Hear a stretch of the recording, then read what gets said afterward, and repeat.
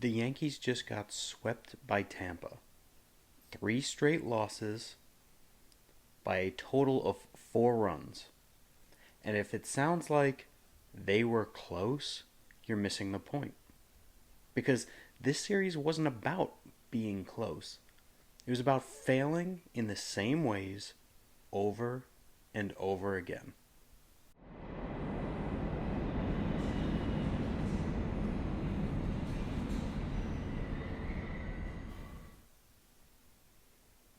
So to recap, Game 1, we lose 5-3. Game 2, we lose 5-4 in 10 innings. In Game 3, we lose 5-4 again. 3 losses, 2 1-run losses, 1 2-run loss, which tells you everything. This wasn't about talent. It's about execution, awareness, and decisions. And in a series like this, every mistake matters. So what held in this series? Well, you could say the competitive baseline held. They were in every game. It wasn't a blowout series. There were chances in all 3. Now, how we handled those chances,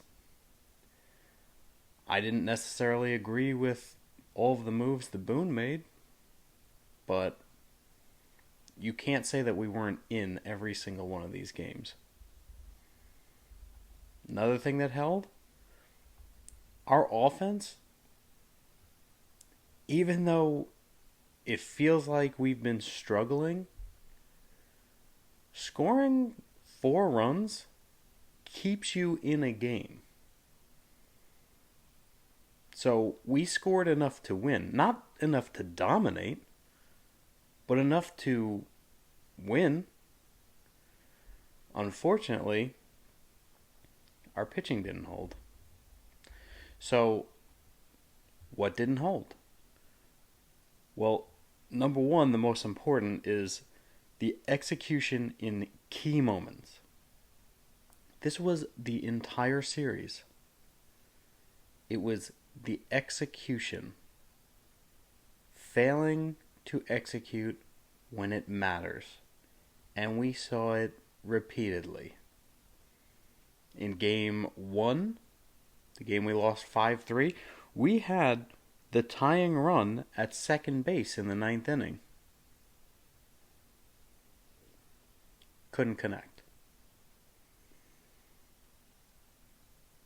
In Game 2, we had the lead in the 8th inning. We had the lead in the 10th inning. And our pitching and defensive mistakes cost us the game. And then even in Game 3, we had 2 guys on in the 9th inning again, down 1 run. And we couldn't come through. So our execution in key moments is not where it needs to be. It's practically non-existent. Another thing that didn't hold is situational awareness. And this is where it gets concerning, because it's not about mechanics. It's about knowing what to do. And after Game 2, that interview with Jazz Chisholm, where he seems like he doesn't know what the rules are of the game. You are a professional Major League Baseball player, and you don't know the rules of the game in a key situation? And honestly, I don't know if that falls more on him, which he definitely shoulders the blame, but I don't know if it falls more on him or on coaching. Because what coach allows their players to not know the rules of the game?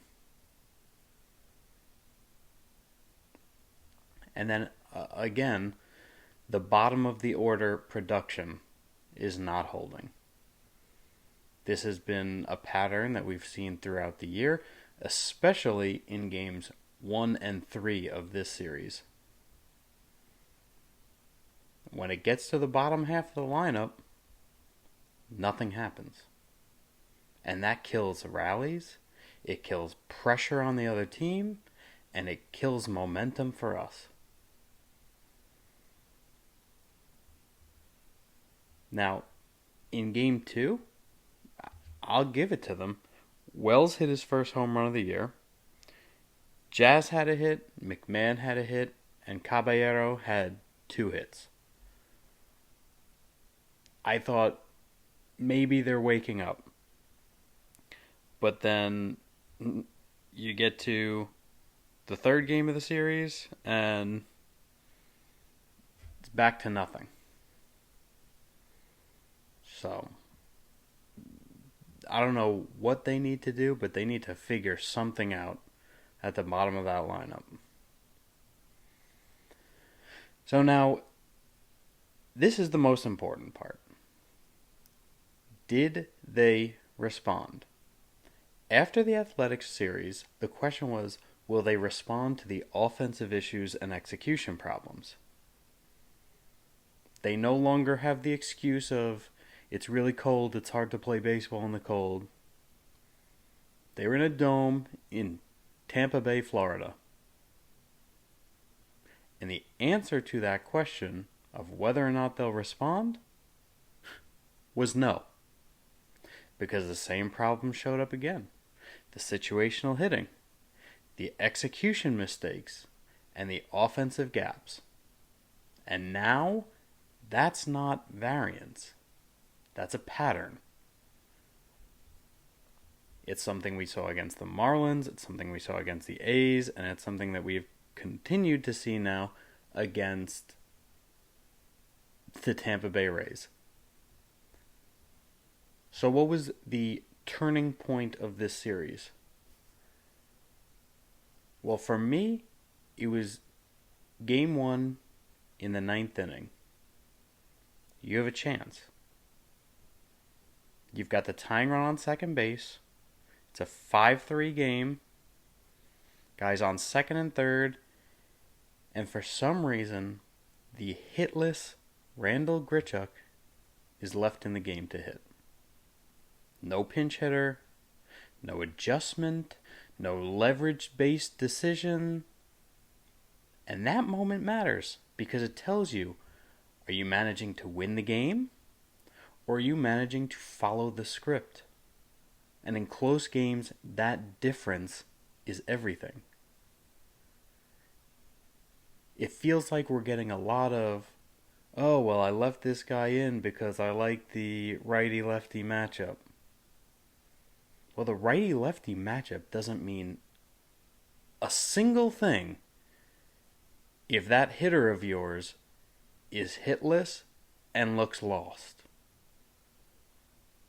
Because continuing to put guys out who can't hit while you've got professional major leaguers who have a career and a resume much greater than the guy at the plate sit on the bench, you're not managing to win.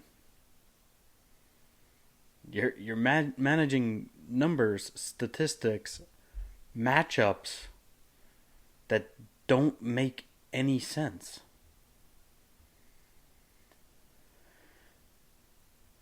So let's look at player performances from this series. What was the positive? Well, I would say the middle of the order again. 2 through 5. Judge hit a home run. Ben Rice just continues to perform. He had a pinch hit home run in the 8th inning of Game 2. I don't know why he sat that game and had to come in as a pinch hitter. He's the one guy that's hitting on this team. And he's young. He doesn't need a day off, especially this early in the season. But anyway, those hitters at the top middle of the lineup, they've continued to perform. They give us chances, they create opportunities, and they keep us in these games. Because aside from game 2, where we got finally a few hits from the bottom of the order, they've done nothing for us. So, thank God for Ben Rice. Our concern, again, is the bottom of the order. Especially in the first and third game, it's becoming a real issue. Because when those spots come up, the rallies stall, the pressure disappears, the pitchers, the opposing pitchers, know that they can reset. You don't have to worry when Randall Grichuk's spot comes up. You don't have to worry when J.C. Escara's spot comes up. You don't have to worry when Ryan McMahon comes up. For the most part, you don't have to worry when Caballero or Trent Grisham come up either. And in October, you cannot have dead spots in the lineup. Never mind dead spots in more than half of the lineup.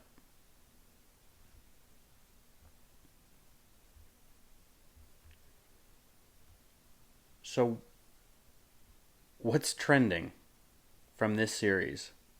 Well, it's the situational awareness and execution. Like I said before, Jazz Chisholm in Game 2, not covering first base on bunts twice. I don't understand that. How do you not practice fielding bunts? If the first baseman and the pitcher are going to field the bunt, the second baseman covers first base. That's basics. That's Little League. But Jazz goes to field it too. All three guys are going to field the ball, nobody's on first base.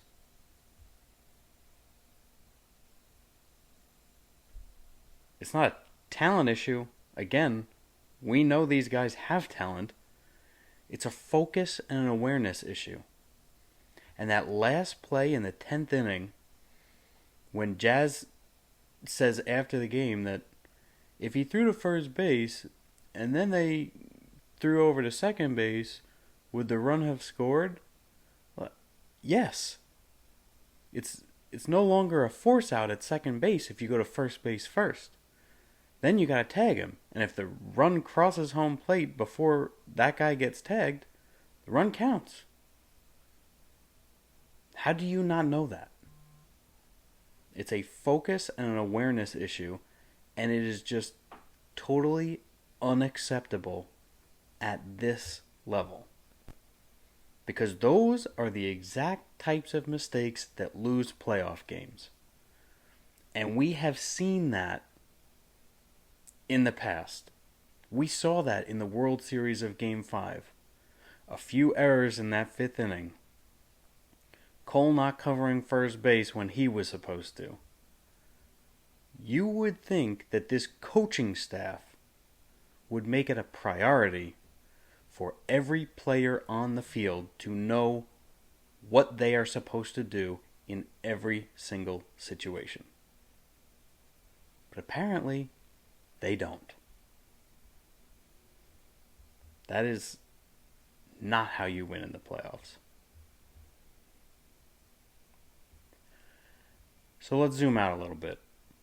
And this is where the series becomes bigger than just Tampa. Let's look at what's still here. We have talent. We have the ability to stay in games because all of these games have at least been close. We have enough offense to compete. We have still decent starting pitching. Our starting pitchers struggled a little bit in this series.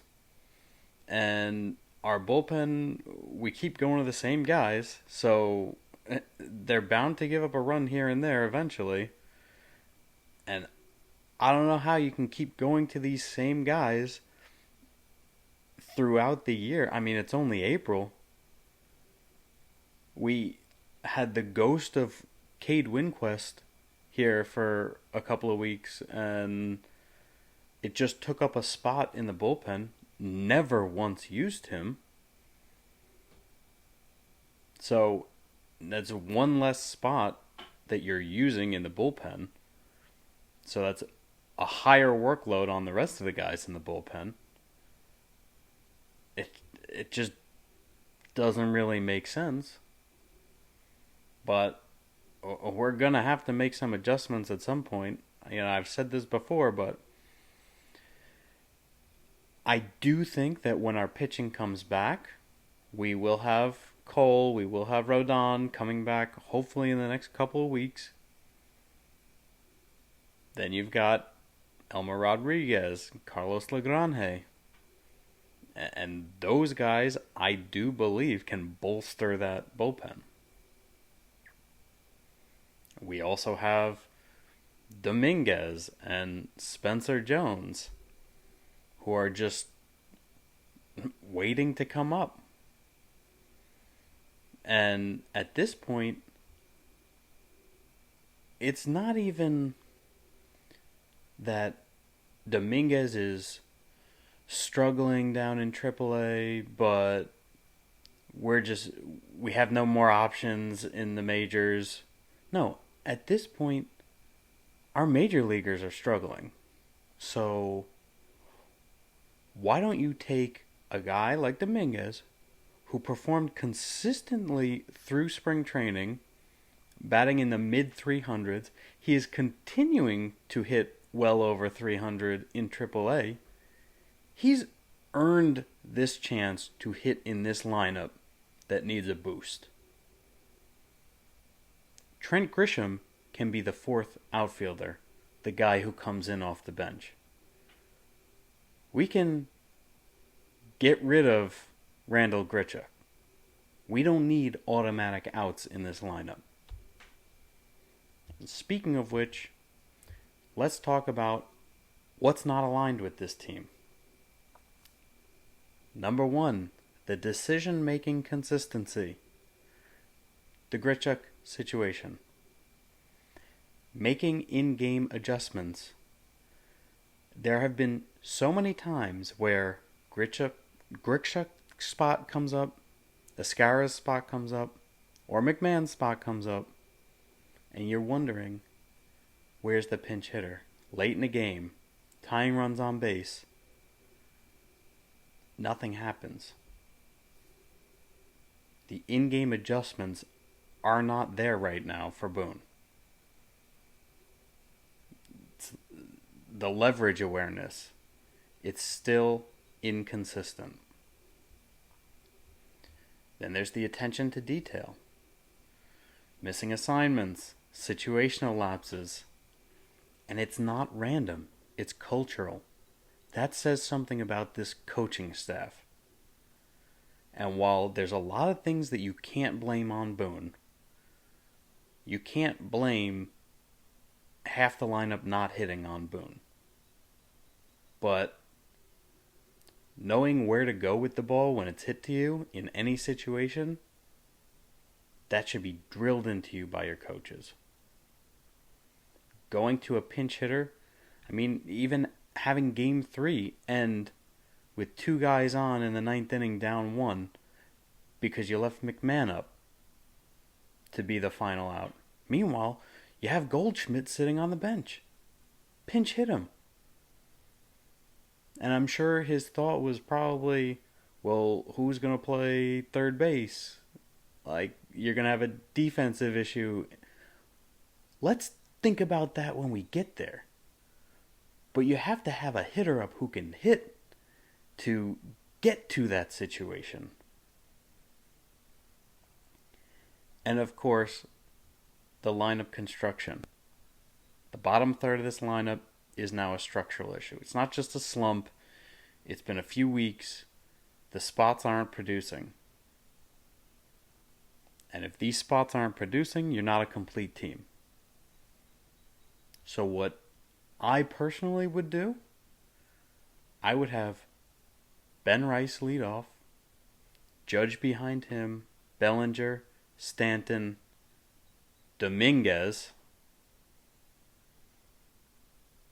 then Wells, Volpe or Caballero, McMahon, or whoever you have playing at third base if we find somebody else. Grisham off the bench. That's what I would do. We'll see if that happens. Because right now, Rice is our best hitter. He's the only one getting on anywhere close to 50% of the time. And the guy who's getting on base most should be leading off. Should be in front of your biggest power hitter, who is Judge. So what have we learned from this series? We learned 3 things. Number 1, close games expose everything. Right now, the Yankees are getting exposed. 5 losses in a row. Number 2, the same problems are repeating. We're not evolving. We're not improving. We are repeating the same mistakes. And again, number 3, this is no longer about ability. It's about execution, awareness, and decisions. So, quickly to recap, our offense is trending down. Situational hitting is the biggest issue right now. Our bullpen, I'll leave them at status quo for right now. They're not the biggest issue. Obviously, Bednar giving up runs in back-to-back outings is a little concerning, but any bullpen in the world has a few blips on the radar. You go through rough patches. It's not like it all falls on the bullpen.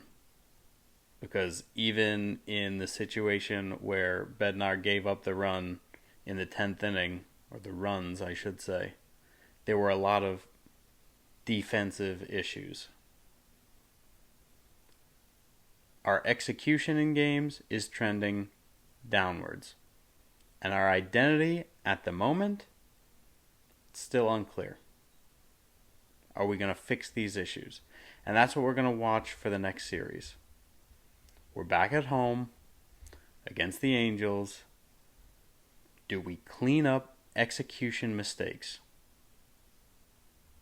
Number 2, does the lineup get addressed? If the bottom of the order continues not to hit, we can't keep throwing the same guys out there. We just can't. It was good to see a little bit more of Ahmed Rosario, since he's the one guy who's actually come through. But we can't continue to see Randall Grichuk in the lineup. We can't continue to see Ryan McMahon in the lineup. Batting around 100, 15 games into the season, that's atrocious. And number 3, are the in-game decisions going to improve? Is Boone going to manage aggressively or passively?